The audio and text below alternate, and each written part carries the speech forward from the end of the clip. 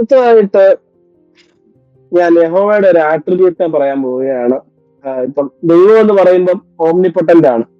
യഹോവ ഓംനിപൊട്ടന്റ് ആണ് എന്നുള്ള വാക്യം ഞാൻ തരികയാണ്. യെരമ്യ 32:17. Sovereign Lord, Yehovah, you have made the heavens and the earth by your great power and outstretched the arm. Nothing is too hard for you. അല്ലെങ്കിൽ nothing is impossible for you.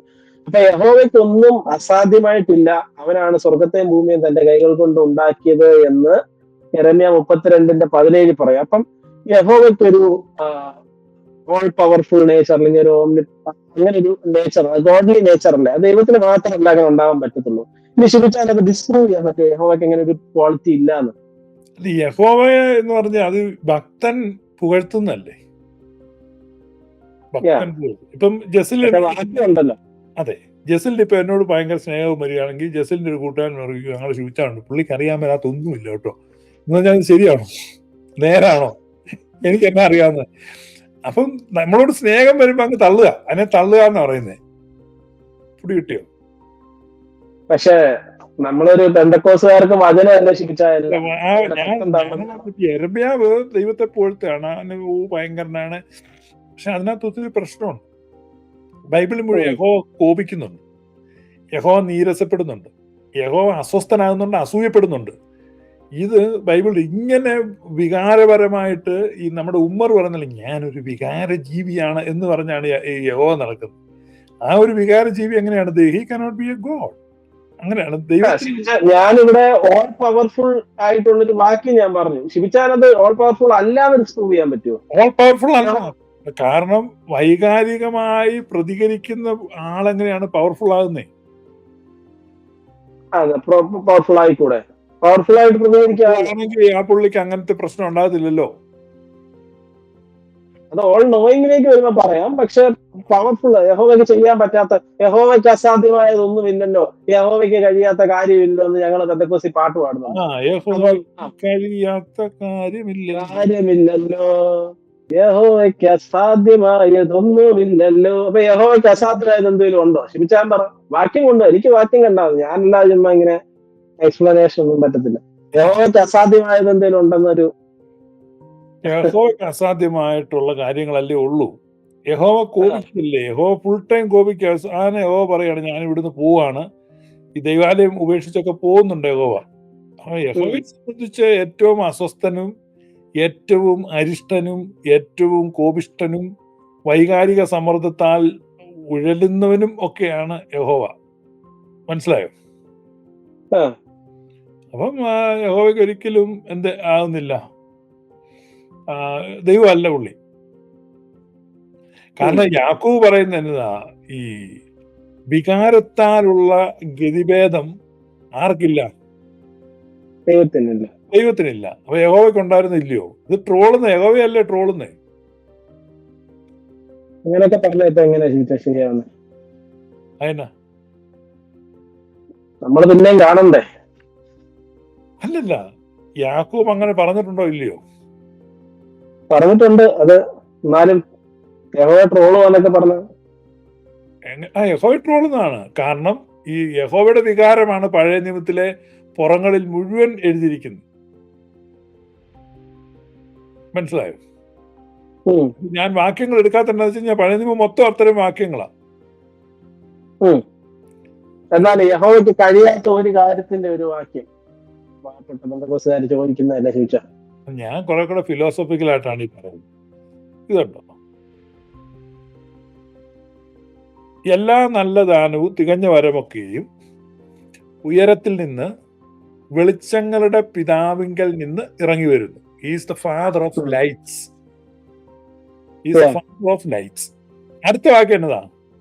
അവന് വികാരമോ ഗതിഭേദത്താലുള്ള ആച്ഛാദനമോ ഇല്ല. With whom is no variableness neither shadow of turning. യഹോവയ്ക്ക് variableness ഉണ്ടായിരുന്നോ? ഇല്ലെന്ന് പറയാൻ ഞാൻ വാക്യങ്ങൾ ഇങ്ങനെ വൺ ബൈ വൺ ആയിട്ട് എടുക്കും. യഹോവയ്ക്ക് വേരിയബിൾനെസ് ഉണ്ടോ? പുള്ളിയാണോ ഈ പിതാവ്? യാക്കൂസിലെയൊക്കെ എന്നെ ടീമായിരുന്നു നോക്കി, എന്നെ അടി അടിച്ചിരിക്കുന്നേ. ഇതിനേക്കാൾ വലിയൊരു ട്രോൾ യഹോവയ്ക്ക് ഇട്ട് കൊടുക്കാനുണ്ടോ? യഹോവ ഇളിഭ്യനായി പോവാണ്, യഹോവയെ ഊശിയാക്കി വിടുകയാണ്. കാരണം യഹോവയാണ് യേശുക്രിസ്തുവിന്റെ പിതാവെന്ന് വാദിക്കാൻ വരുന്ന ഒരാൾക്ക് ഈ വാക്യം മതി. എല്ലാ നല്ല ദാനവും, ഇത് നോക്ക്, ശ്രദ്ധിച്ചു നോക്ക്, എല്ലാ ഒന്ന് വായിച്ചേ, ഇംഗ്ലീഷ് വായിച്ചേ. Every good gift and every perfect gift is from above and cometh down from the Father of lights, in whom is no variableness, neither shadow of turning.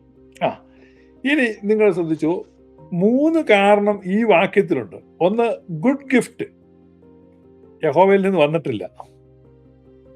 Good gift യഹോവയിൽ നിന്ന് വന്നിട്ടില്ല. അടുത്തത്, is A father of lights. യഹോവ പറയുന്നത് I will delve in darkness. Is A father of lights. അടുത്തത് പറയുന്നത് അവൻ എന്തില്ല, വേരിയബിൾനെസ് ഇല്ല. അപ്പൊ ഒറ്റ വാക്യത്തിൽ 3 ചുറ്റിക വെച്ചാണ് തലമണ്ട അടിച്ച് പൊട്ടിക്കുന്നത് യാക്കോബിനെ. നോക്കിക്കേ, CID മൂസ സിനിമയ്ക്കകത്ത് ഈ സലീം കുമാർ 3 ചുറ്റിക എടുത്ത് താഴെ നിൽക്കുന്നവരുടെ തലയിൽ ഒരുമിച്ച് എറിയുന്നുണ്ട്. അതേപോലത്തെ ഈ വാക്യം അതുപോലെയാണ്.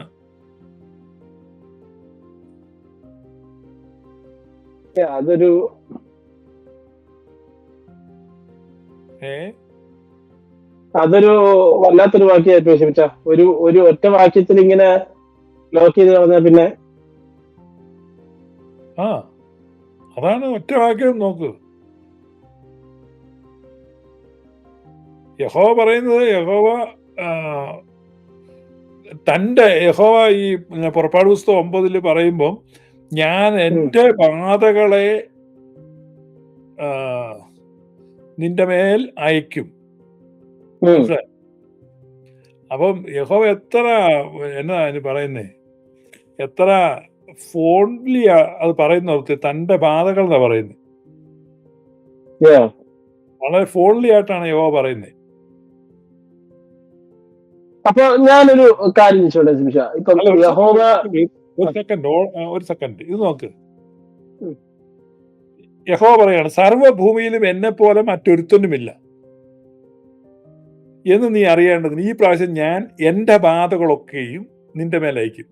അപ്പൊ ഈ ബാധകൾ, ഈ pestilences, diseases, all kind of sicknesses, all ailments എല്ലാം യഹോവയുടേതാണ്.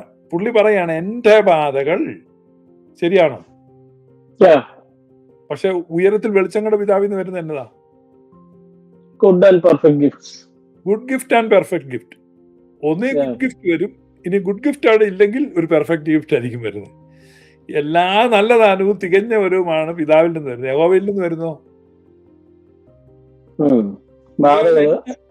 ഇനി എന്റെ ബാധകളൊക്കെ. ഇനി ഇതുപോലെ ബാധ സപ്ലൈ ചെയ്യുന്ന വേറൊരു തെണ്ടി ഇല്ലെന്നും പുള്ളി പറയുന്നുണ്ട്. നോക്ക്, ഭൂമിയിലും എന്നെ പോലെ വേറൊരു തെണ്ടിയും ഇല്ല എന്ന് നീ അറിയേണ്ടതിന് നോക്ക്, ഈ പിശാചിനെയാണ് പെന്തക്കോസ്തുകാർ ആരാധിക്കുന്നത്. ഇത് പിശാചല്ല, പിന്നെ ഏതാ പിശാച്? ഈ പിശാചിന്റെ പ്രവർത്തികളെ അഴിക്കേണ്ടതിനാണ് ദൈവപുത്രൻ പ്രത്യക്ഷനായത്. ഇവന്റെ ഭാഗങ്ങളും ഭൂതങ്ങളും എല്ലാം കൂടെ ശിഷ്യന്മാര് പോയി പ്രാർത്ഥിച്ചു മാറിയപ്പോഴാണ് സാത്താൻ മിന്നൽ പോലെ ആകാശത്ത് നിന്ന് വീഴുന്നെന്ന് യേശു പറഞ്ഞു.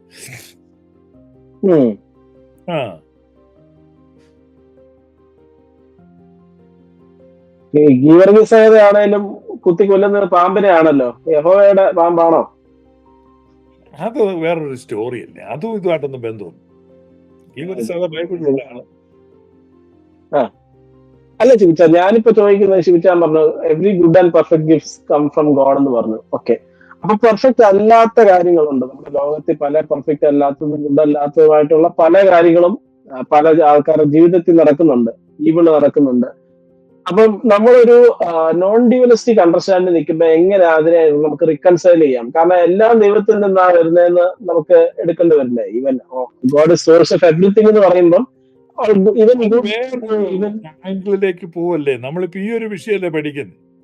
അപ്പം തികച്ചും വ്യത്യസ്തമായ ഒരു ടോപ്പിക്കിലേക്കാണ് ജസ്ലീം പോകുന്നത്. അപ്പൊ അതിന് ഉത്തരം പറയാൻ പോയി കഴിഞ്ഞാൽ നമ്മൾ വേറൊരു മേഖലയിൽ ചെന്ന് നിൽക്കും, നമ്മുടെ ഈ വിഷയത്തിൽ നിന്ന് പോകും. അപ്പൊ ഇവിടെ നമ്മൾ പറയുന്നത് ഈ ബിബ്ലിക്കൽ കോൺട്രഡിക്ഷൻസ്, യഹോവയെ ദൈവമായിട്ട് അംഗീകരിക്കാൻ ബിബ്ലിക്കൽ കോൺട്രഡിക്ഷൻ ആണ്. ഇപ്പം പിതാവെന്ന് പറയുമ്പം വെളിച്ചങ്ങളുടെ പിതാവാണ്, എല്ലാ നല്ല ദാനവും തികഞ്ഞ വരവുമാണ് പിതാവിൽ നിന്ന് വരുന്നത്. എന്നാണ് യാക്കോബ് ശ്രീയ പറയുന്നത്. പക്ഷെ ഇവിടെ പറയുന്നത് എന്റെ പാത ഞാൻ അയക്കൂടാ. എന്നിട്ട് പിന്നെ പുള്ളിയുടെ പരിപാടികൾ കാണുന്നുണ്ട്. പുള്ളി പറയുന്നുണ്ടതാ, നല്ല വൃക്ഷങ്ങളെല്ലാം വെട്ടിക്കളയണം, വയലിൽ കല്ല് പെറുക്കിയിടണം. ഒന്ന് ഓർത്ത് വെക്കുക, എന്തൊരു ക്രൂരത. കൃഷി ചെയ്യുന്ന സ്ഥലത്തെല്ലാം കല്ല് പെറുക്കിയിട്ടോളാണ് യഹോവ പറയുന്നത്. പിന്നെ പറയുന്നത് തീരുമാനങ്ങളെല്ലാം കല്ല് വെച്ച് അടയ്ക്കണം. ഇതൊക്കെയാണ് അദ്ദേഹത്തിന്റെ അഭിപ്രായം. സ്ത്രീകളെയൊക്കെ കിട്ടിക്കഴിഞ്ഞാൽ ബലാത്സംഗം ചെയ്യണം. അതല്ലേ ഇതുകൊണ്ടാണ് ഈ യഹോവയുടെ ആൾക്കാർക്ക് ഓണം ഇഷ്ടമല്ലാത്ത. ഞാനൊരു വികാര ജീവിയാണെന്ന് പറഞ്ഞ യഹോവ വരുന്നത്. യഹോവ പറഞ്ഞ് സ്ത്രീകളെ എല്ലാം ബലാത്സംഗം ചെയ്യണം. പിന്നെ പുരുഷൻ തൊടാത്ത പെൺപിള്ളേരെ കാണുകയാണ്, കുറെ എണ്ണത്തിന് എനിക്കൂടെ കൊണ്ട് തരണമെന്ന് പറഞ്ഞിട്ട്. അപ്പൊ അത് യഹോവഭക്തനായ അഭിലാഷ് എന്ന് പറഞ്ഞ അവിടെ പൂമാല കെട്ടാനായിരുന്നു. ദേവാലയത്തിൽ പൂമാല കെട്ടാൻ. പക്ഷെ അജു കൊണ്ട് മാറ്റി പറഞ്ഞു, എടുത്ത് പൊക്കി ഇങ്ങനെ മേപ്പോട്ടും താപ്പോട്ടും ആട്ടാനാന്ന് പറഞ്ഞിട്ടുണ്ട്. അയ്യോ, അത് എന്റെ തന്നെ അജു ജോൺ പറഞ്ഞു എന്നാ പറഞ്ഞ ഈ ഉദർച്ചാർപ്പണം പുള്ളി ഇങ്ങനെ ആട്ടാൻ, ആട്ടുതൊട്ടിലിൽ നിന്നെ കിടത്തി ഇറക്കിയ യുവമാരുടെ ലിറ്റർജിയ. അപ്പോ അങ്ങനെ ആട്ടാനായി കൊണ്ടുപോയത്, കുഴപ്പമില്ല.